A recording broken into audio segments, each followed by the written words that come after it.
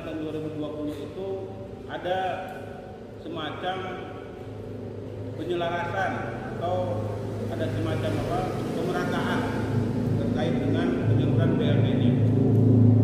Supaya kita ketahui bahwa BLT dana desa itu untuk mengcover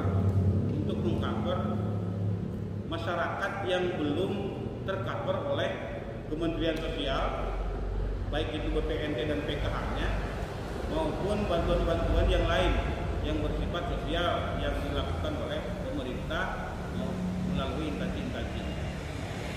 Di tahun 2020 pun sama, sebetulnya BLT dana desa itu disalurkannya terakhir seharusnya, supaya setelah penyaluran Kemensos dan provinsi dan kabupaten disalurkan. Akan tetapi mekanisme tahun 2020 itu beda.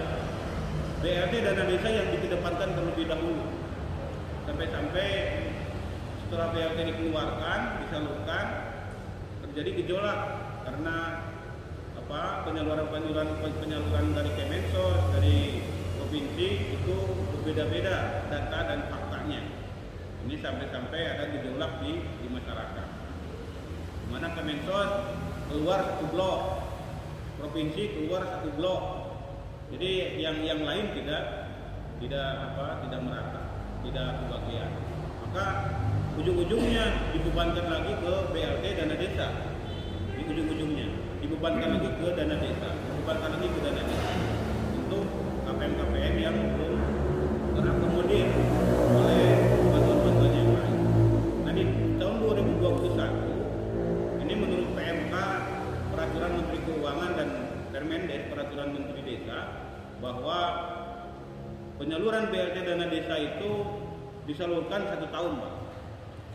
Disalurkan 1 tahun, nilainya 300.000 dan bertahap. Tahap pertama 5 bulan, tahap kedua 5 bulan, tahap ketiganya 2 bulan.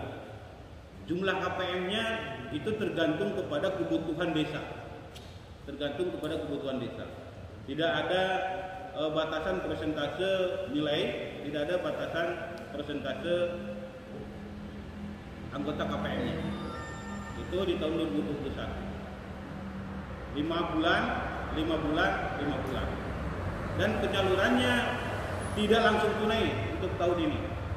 Penyalurannya tidak langsung tunai, akan tetapi disalurkan melalui sebuah lembaga yang ditunjuk oleh Kementerian Desa dan melalui kabupatennya, Pemdesnya, pemerintah desa di kabupaten. Apakah nanti ditunjuknya itu adalah bank jabar atau kantor pos? Nanti kalau misalkan ditunjuknya bank, lembaga bank, maka pihak bank yang akan ke desa untuk membuat sebuah rekening di desanya. Akan tetapi kalau misalkan melalui kantor pos, nanti dana desa yang ada di rekening desanya itu akan disalurkan melalui kantor pos khusus untuk BLT dana desa.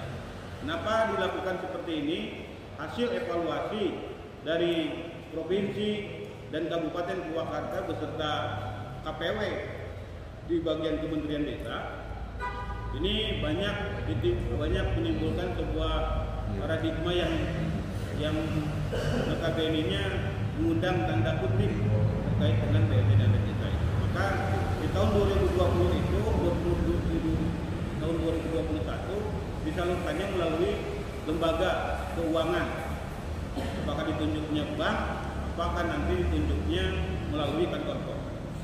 Penetapan KPM BLT-nya itu harus sama, sejalan lurus. Kalau misalkan di Desa Salamulya ditetapkan misalkan 40 orang dengan kriteria 3 kriteria itu.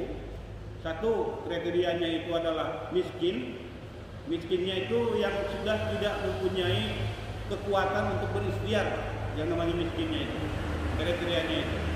Jadi orang yang sudah tidak mampu untuk berikhtiar kasab,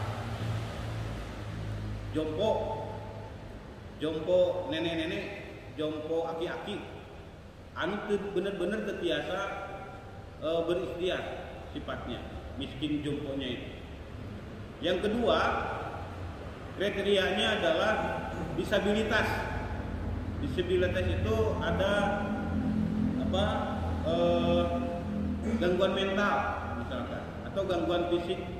Disabilitas itu ada orang yang sehat akan tetapi secara jasadnya sehat, tapi mereka mempunyai sebuah mental yang terganggu, mental yang terganggu. Banyak ini misalkan seperti di Desa Salam Mulia itu.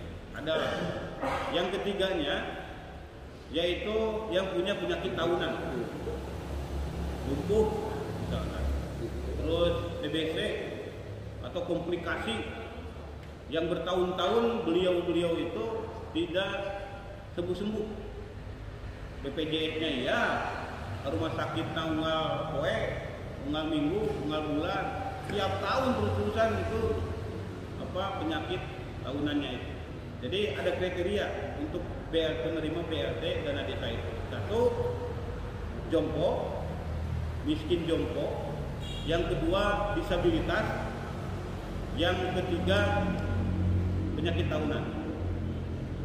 Misalkan disabilitas itu yang tadinya normal, misalkan kakinya normal, ayah musibah, misalkan anak ketabrak, kena pinaon, jadi potong, ke air sampai anak. Anak-anak secara normal misalkan, jadi itu arah raya anak-anak sampai mengganggu aktivitasnya, nggak bisa berikhtiar kasar lagi. Itu dia yang diutamakan. Atau misalkan yang buta, suasana meninggal, yang tadi diutamakan. Keras, yaitu yang sakit tahunan. Atau mempunyai keterbelakangan mental. Keterbelakangan mental itu jadi kayak semacam penyakit namanya? Siga bolovo teh. Idiot. Jadi banyak yang serupa kan idiot itu. Nah itu yang diutamakan. Yang punya yang sakit segala macamnya itu yang diutamakan. Sakit yang punya penyakit tahunan. Pak, ada di Desa Salam Mulia misalkan, orangnya kos didinya di satu tempat, umang kos di satu tempat, terus mandi kos di satu tempat, umang itu terus didinya di satu tempat nak kasur, kurang kalinya arah raya. Tapi tetap anjana seperti itu. Tapi mereka itu sudah mendapatkan BPNT misalkan, bantuan BPNT, bukan bantuan PKH, tapi BPNT yang bersifat sembako. Boleh enggak itu Pak untuk penerima BLT dana desa? Boleh. Itu ditahsis Pak. Walaupun syaratnya double, tidak boleh double. Jadi syarat penerima BLT itu tidak boleh double dengan bantuan-bantuan yang lain. Kan tetapi kalau misalkan ada orang yang seperti itu, ada misalkan orang yang seperti itu, kalau BPNT kan bersifat bantuannya adalah sembako, bukan keuangan, bukan uang. Nah ini bisa dimasukkan dari dana desa, BLT dana desa, walaupun mendapatkan BPNT, karena ditahsis itu Pak, pengkhususan untuk orang-orang yang seperti itu. Jadi sudah tidak ada kemampuan apapun, tapi mereka mendapatkan sembako kumpul. Hari untuk tanggung meser tempesna, meser kebutuhan mekanisna, anjeunna teu aya. Maka itu dimasukkan untuk BLT dana desa. Dimasukkan ke BLT dana desa. Itu syaratnya 3 kriteria itu: jompo, miskin jompo, disabilitas, dan orang yang punya penyakit tahunan. Syaratnya dengan BLT dana desa itu desa harus menganggarkan 1 tahun. Tidak boleh menganggarkan cuma 5 bulan atau 7 bulan atau 8 bulan. Harus 1 tahun, 12 bulan.